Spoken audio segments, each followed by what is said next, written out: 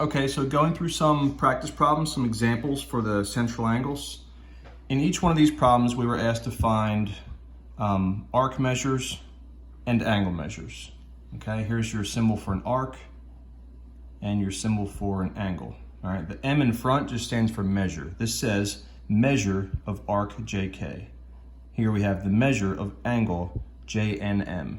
Okay, so what I did was I took the information that I had and I used some previous knowledge of vertical angles, central angles, arc measures, and things like that to start labeling some other arcs. I know that if this angle here is 21 degrees, this is a vertical angle, and vertical angles are always congruent. We know that from previous lessons. So that's 21, which means their arcs are both 21, okay? And then also the other thing I did was I noticed that this is a diameter because it cuts right through the center. Well, diameters are half of the circle.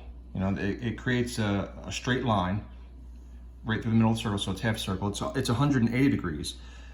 So if I did 180 degrees minus the 21 degrees here, that was how I figured out that this was 159 degrees, which it's a vertical angle, so that one's also 159, and their arcs measure up. And that's how I was able to find these first three answers here.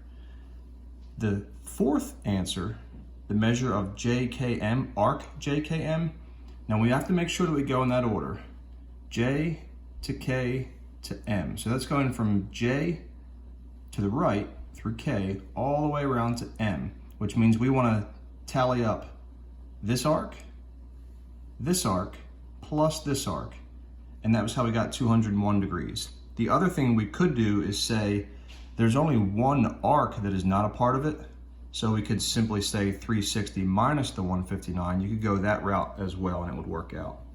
And then the last one is arc MKL.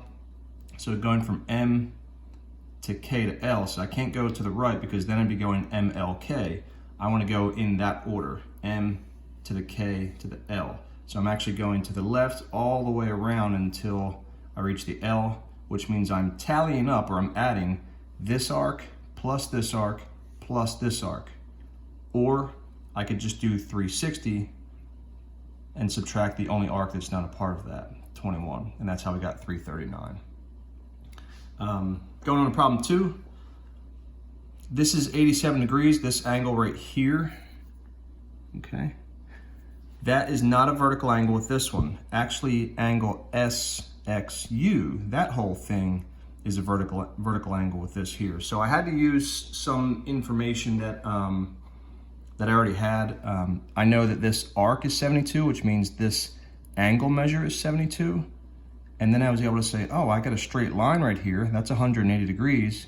If I just subtract the 72 and the 87, that would leave me with 21 degrees, which means that this arc and this angle are 21.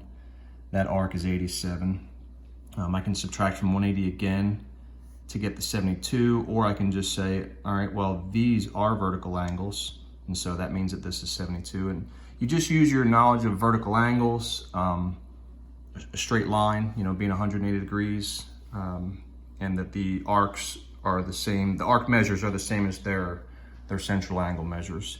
And that was the information I used all throughout each one of these problems here for 1 through 4.